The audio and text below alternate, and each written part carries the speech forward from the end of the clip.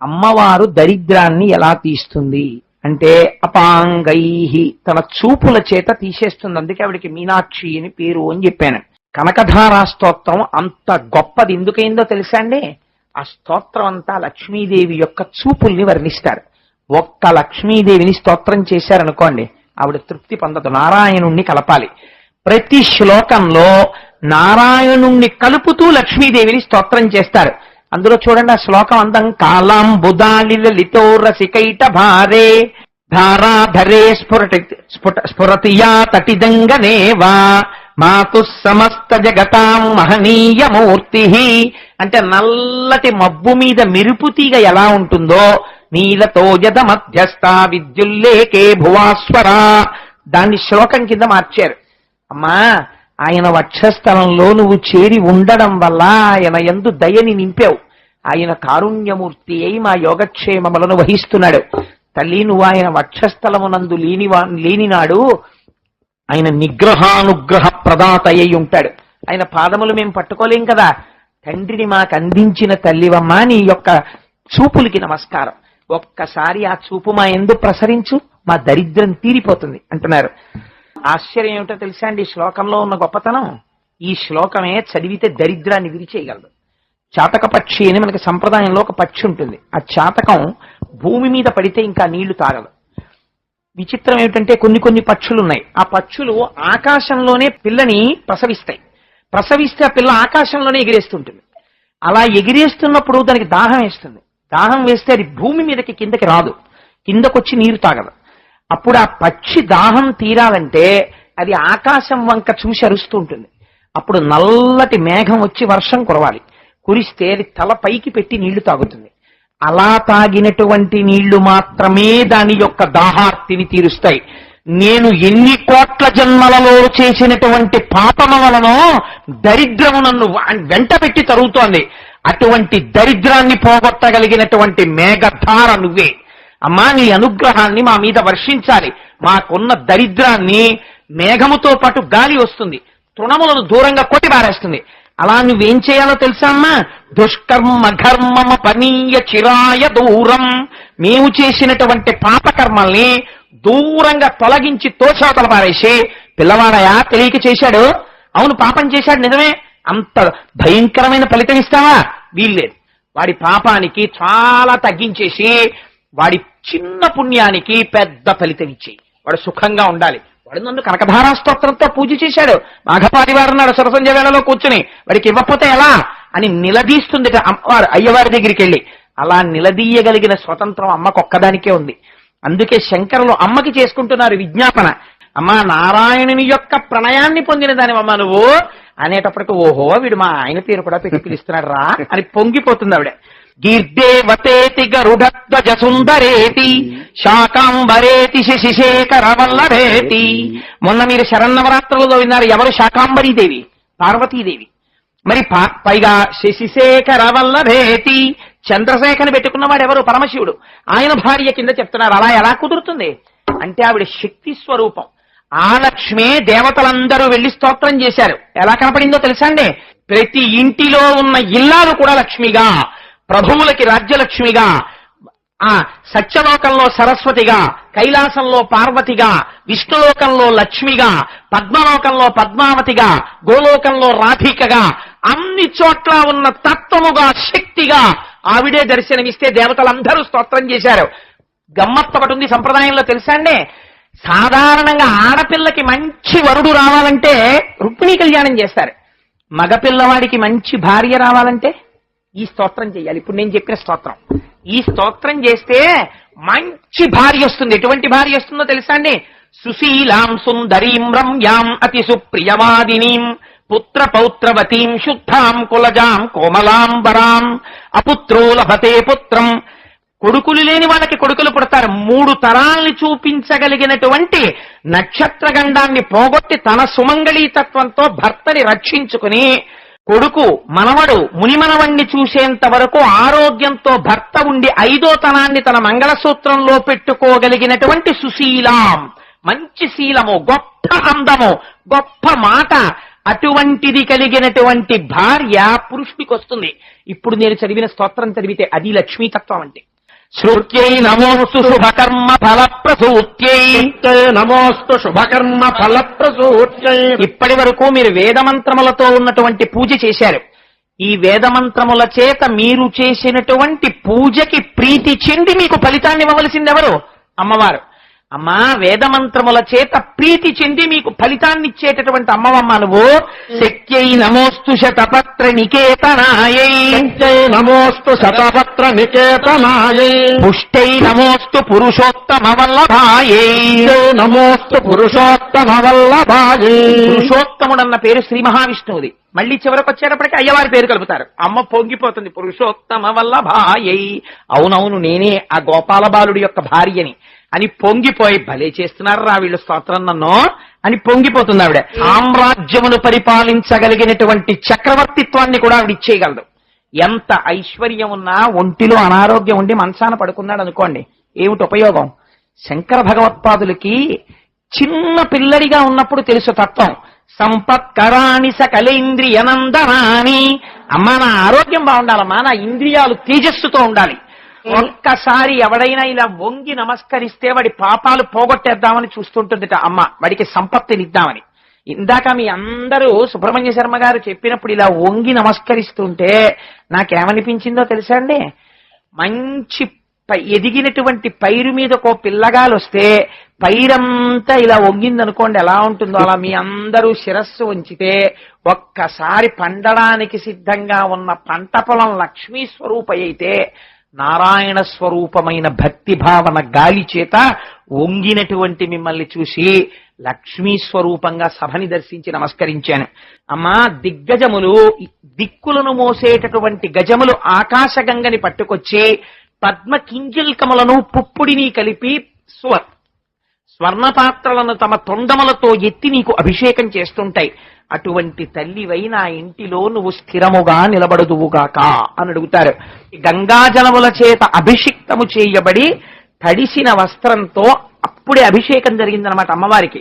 అలా అభిషేకమును పొంది కూర్చున్నటువంటి తల్లి ఎవరున్నదో ఆవిడికి నేను ప్రొద్దున్న లేవగానే ప్రాతర్నమామి, నమస్కరించుచున్నాను. ఎక్కడ ఆవిడ భర్తను వదిలిపెట్టరు. లోకాధినాథ గృహిణీ. అమ్మా, నువ్వెవరో తెలుసా? లోకములకన్నిటికీ అధినాథుడైనటువంటి శ్రీమన్నారాయణుని యొక్క గృహిణివమ్మా. అంటే ఆయన ఇల్లాలివమ్మా. ఇల్లు చక్క పెట్టుకోవద్దు, ఇంట్లో ఉన్న వాళ్ళందరికీ అన్నం పెట్టద్దు, ఇంట్లో ఉన్న వాళ్ళందరికీ పాలివ్వద్దు, ఇంట్లో ఉన్న పిల్లలకి సరిగ్గా చదువు రాలేదనుకోండి, తల్లిదే కదా. అయ్యవారికి ఏమో ఎప్పుడు పని, తెల్లవారకట లేచిన దగ్గర నుంచి సెల్లుకో ఫోన్లు, అక్కడ వరకు ఇక్కడ వరకు, ఆ బ్రాంచ్ ఆఫీస్కి వెళ్ళాలి, ఈ బ్రాంచ్కి వెళ్ళాలి, అక్కడ ఆఫీస్కి వెళ్ళాలి, అక్కడ ఇన్స్పెక్షన్ చేయాలి, అక్కడ ఎవడో ఆర్తితో ఫోన్ చేస్తాడు, ఇక్కడ ఏదో ప్రమాదం వచ్చిందంటాడు, గరుత్మంతుడు నెక్కెళ్ళిపోతూ ఉంటాడు. మరి ఇల్లెవరు చక్క పెట్టాలి అంటే ఆవిడ ఇంట్లో ఉండే జాగ్రత్తగా పిల్లలకి చదువు చెప్పించుకుని, పిల్లలకి వేళ పెట్టిన క్యారేజీలు పెట్టి అన్నం పెట్టి చెయ్యాలా వద్దా? అమ్మ, నువ్వెవరో తెలుసా? ఇది శంకరుల యొక్క గడుసుతనం అంటే. లోకాధినాథ గృహిణీ, లోకాధినాథుడైనటువంటి శ్రీమన్నారాయణుని యొక్క గృహిణివి. ఇప్పుడు ఆయన లోకాధినాథుడైతే మాకేమిటయ్యా? ఆయన మా తండ్రి. ఆయన గరుత్మంతుడిని ఎక్కి వెళ్ళిపోతుంటాడు. ఎక్కడికో ఎవరో రాక్షసులు వచ్చారయ్యా, ఎవరో ఒక ఆడావిడికి చీర లాగేస్తున్నారు, గోవిందా అంజనేయులు వెళ్ళిపోవాలని వెళ్ళిపోతాడు. ఇంకొక ఆయన ఎక్కడున్నాడు చూపించన్నాడు, అందుకని చెప్పి ఆ రాక్షసుడు ఎవరో పిలుస్తున్నాడు, పిల్లాన్ని రక్షించాలని అక్కడికి వెళ్ళిపోతాడు. నువ్వు మాత్రం ఏం చేయాలి? ఇంట్లో ఉండి మమ్మల్ని చూసుకోవాలి. పిల్లల్ని వదిలేసి అమ్మ కూడా వెళ్ళిపోతే మమ్మల్ని చూసేవాళ్ళు ఎవరమ్మా? అందుకని ఇప్పుడు ఏమంటున్నారు శంకరాచార్యులు వారు, మన మీద పెట్టుకోలేదు రక్షించుకునే ప్రజ్ఞ.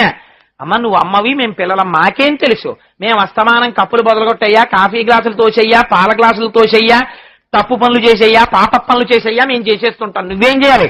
ఒరే ఇప్పుడే స్నానం చేయించాను, మళ్ళీ ఆ మట్టిలోకి వెళ్ళిపోతున్నావు రా అని తీసుకొచ్చి శుభ్రంగా తెచ్చి, ఒరే నాన్నగారు వచ్చే వేళ అయింది, స్నానం చేసేసి జాగ్రత్తగా చదువుకోండి, కోపడతారు నాన్నగారు అని నాన్నగారు వచ్చే సమయం చూసి నాన్నగారికి మేము చాలా మంచి పిల్లల్లా కనపడేటట్టుగా కూర్చోపెట్టేసి మమ్మల్ని నాన్నగారు తొడ మీద కూర్చోపెట్టుకునేటట్టు నువ్వు చేసేయాలమ్మా.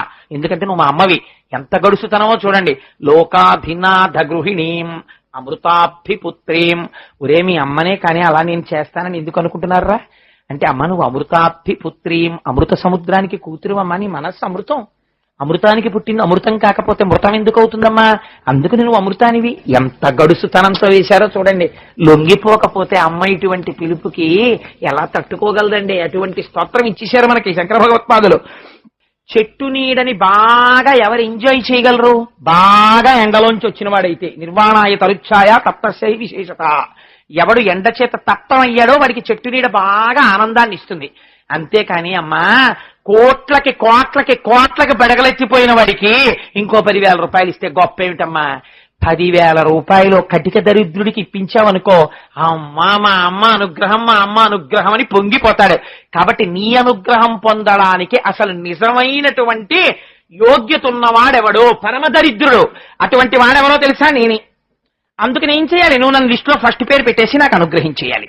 అందుకని అమ్మా నువ్వు నాకేం చేస్తావో తెలుసా? అలా ఒక్క కడగంటి చూపు చూడు, నా దరిద్రం తీరిపోతుంది. అమ్మా నేను ఈ స్తోత్రాన్ని చదువుతాను, స్తుతి చేస్తాను. నువ్వేం చెయ్యాలి? అబ్బా మా పిల్లాడికి రాకపోయినా శంకరాచార్యులు వారు చెప్పిన స్తోత్రం చదివాడు అని అనుగ్రహించమ్మా. నాకు చెప్పడం కూడా చేత కాదు, శంకరులు రాసిన శ్లోకాన్ని చెప్తున్నాను, నన్ను అనుగ్రహించు అని వారే ఫలశ్రుతి చెప్పారు. ఉపన్యాసం చెప్పానా చెప్పలేదా? చెప్పాను. ఎందుకు చెప్పాను? లక్ష్మీదేవి కళ్యాణం అయిపోయింది, లక్ష్మీదేవి పూజ చేశారు. ప్రవచనం ఏం చెయ్యాలో అదే ఇవాళ కనకధారా స్తోత్రానికి మధ్య మధ్యలో వ్యాఖ్యానం చేశాను. మొక్కు తీర్చుట,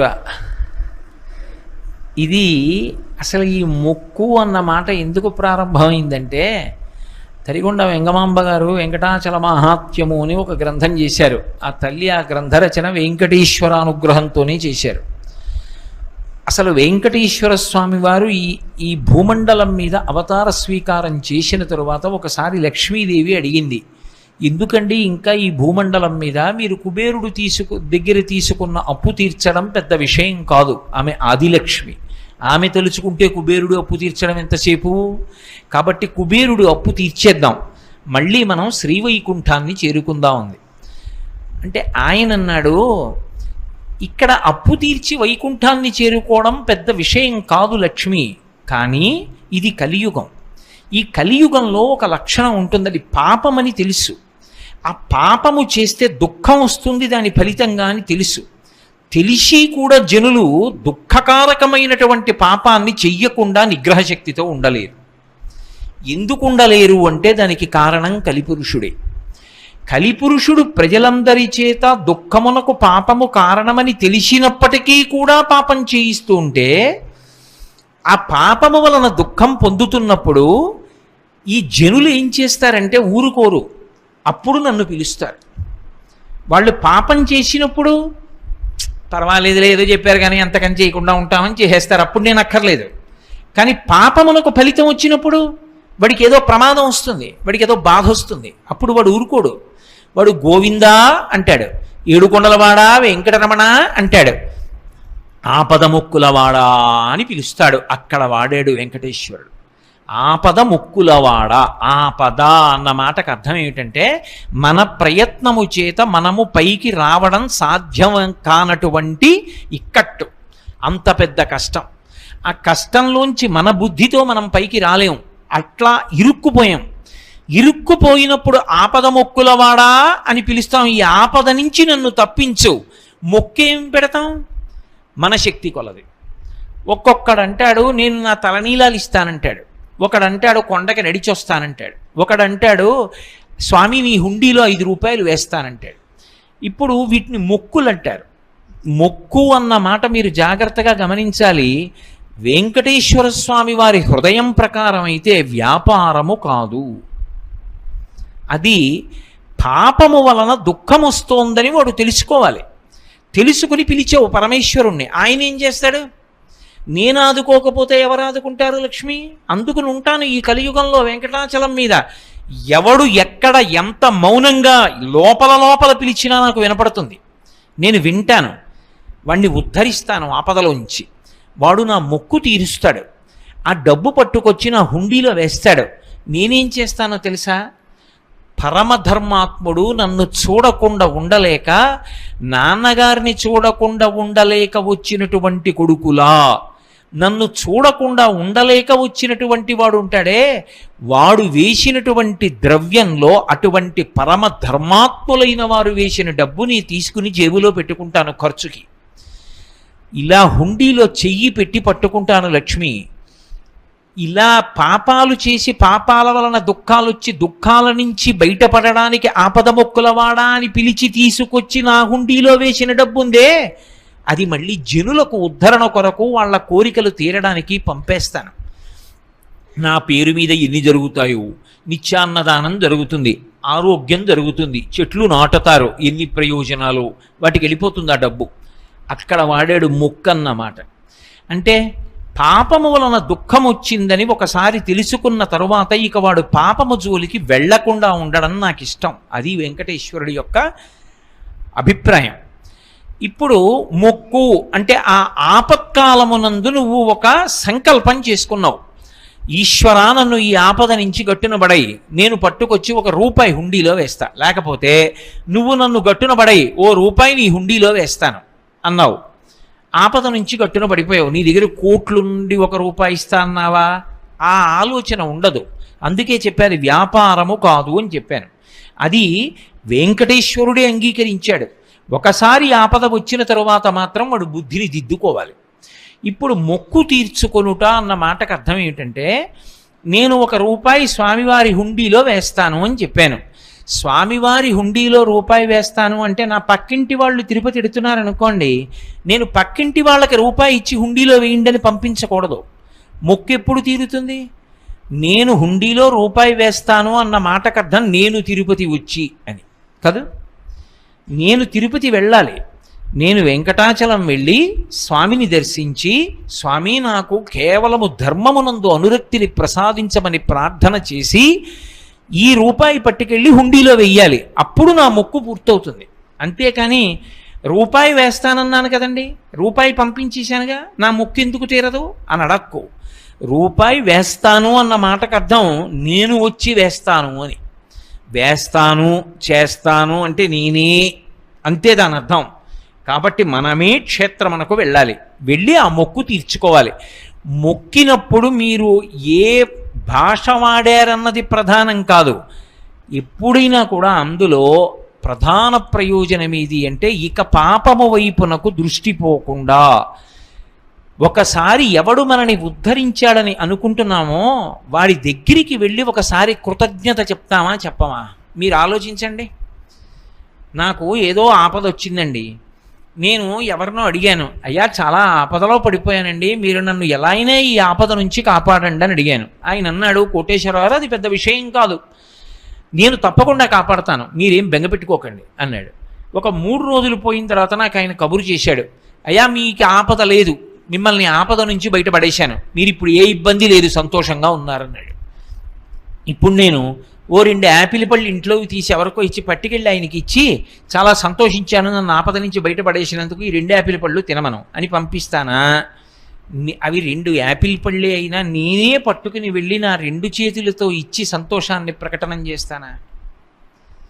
మొక్కు అన్న మాటకి వెనక ఆపద అన్న ఒక మాట ఉంది.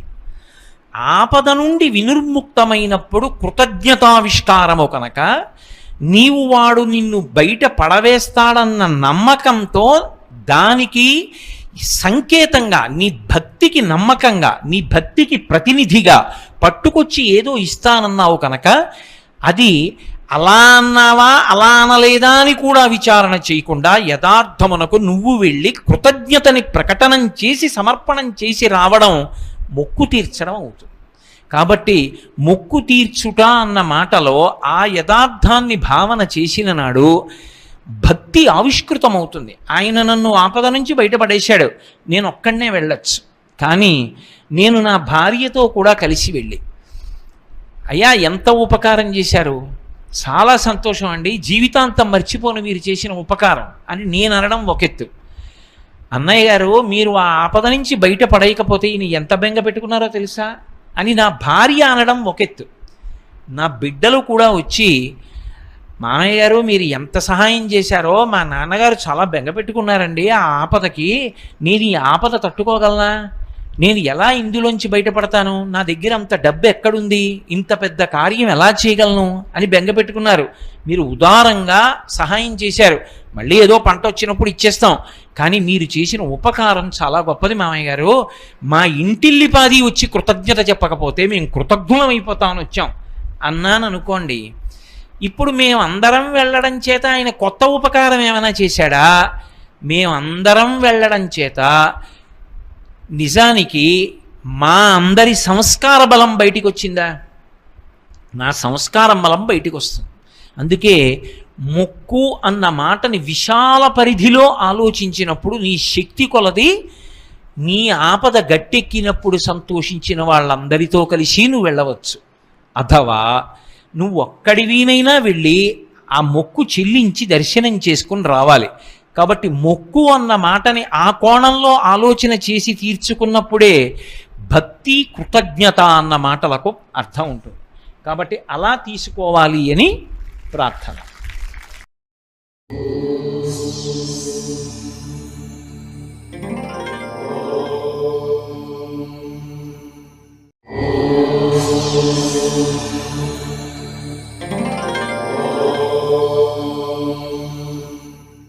ఇవాళ రేపు తెలియక చాలా మంది చేస్తున్న ఉపవాసములు కావు. అది కృతక దరిద్రమును అనుభవించుట. అలా చెయ్యకూడదు ఉపవాసం. అలా చేస్తే కలిసి రాదు. ఏది ఉపవాసం అంటే తన స్నేహితులందరితో సంతోషించి, స్నేహితులందరూ వెళ్ళి కౌసల్యకి చెప్పారు రాముడికి పట్టాభిషేకం చేస్తున్నారని. ఆభరణములు ఇచ్చి కౌసల్య శ్రీ మహావిష్ణువుని ప్రార్థన చేస్తూ కూర్చుంది. సుమిత్ర, సీతమ్మ, లక్ష్మణుడు అక్కడ చేరారు. రాముడు వెళ్ళి కౌసల్యకి చెప్పాడు, అమ్మా నాకు పట్టాభిషేకం చేస్తున్నారని. కౌగిలించుకుని సంతోషించి ఆనంద భాష్మములు కార్చి శ్రీ మహావిష్ణువుని ప్రార్థన చేసి, ఏ నక్షత్రంలో పుట్టావో రా నాయన, ఇన్ని గుణములతో నీ తండ్రిని సంతోషపెట్టావు, యవరాజ్య పట్టాభిషిక్తుడు అవుతున్నావు. నేను కౌసల్యనైనందుకు, జ్యేష్ఠ భార్యనైనందుకు కృతార్థురాలనయ్యానంది కౌసల్య. ఇంత సంతోషించాడు. లక్ష్మణ, నేను యవరాజ్య పట్టాభిషేకం చేసుకుంటే నీకు యవరాజ్య పట్టాభిషేకం జరిగినట్టే, అన్ని సుఖాలు అనుభవించన్నాడు.